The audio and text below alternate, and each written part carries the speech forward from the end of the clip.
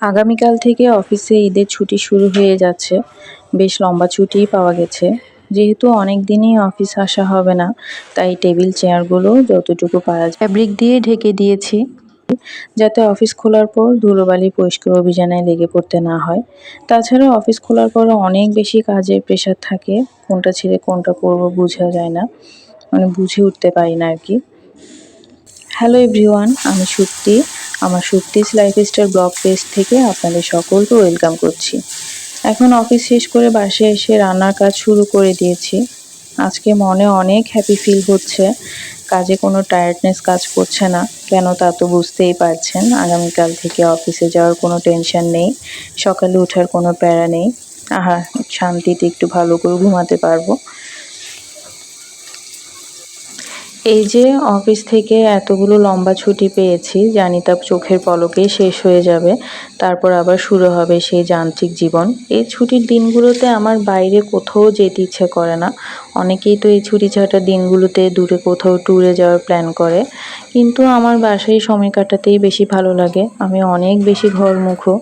আসলে দুনিয়ার যেখানেই যাই না কেন, আমি নিজের ঘরের বাইরে কোথাও কমফোর্ট ফিল করি না, আসলে অ্যাডজাস্ট করতে পারি না। এটা কিন্তু অনেক বড় সমস্যা, কারণ আমাদের মেয়েদের ক্ষেত্রে অ্যাডজাস্টমেন্টটা অনেক বেশি জরুরি, বিশেষ করে বিয়ের পরে। যাই হোক, গল্প করতে করতে আমার রান্নার কাজ কিন্তু অনেক দূর এগিয়ে গেছে।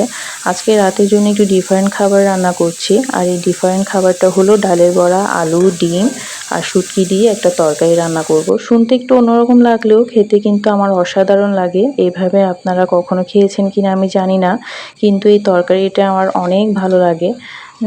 এখানে আমি ছুরি শুটকি ব্যবহার করেছি। শুটকিগুলোকে আমি প্রথমে পেঁয়াজের সাথে একসাথে তেলে দিয়ে দিয়েছিলাম। কিছুক্ষণ ভেজে একে একে সব মশলাপাতি দিয়ে কিছুক্ষণ কষানোর পরে আবার টমেটো দিয়ে আরও কিছুক্ষণ কষিয়ে নিব।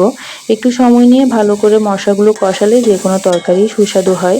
আর তেলে মশলাগুলো দেওয়ার আগে সামান্য একটু গরম পানি ব্যবহার করেছিলাম, যাতে মশলাগুলো পুড়ে না যায়।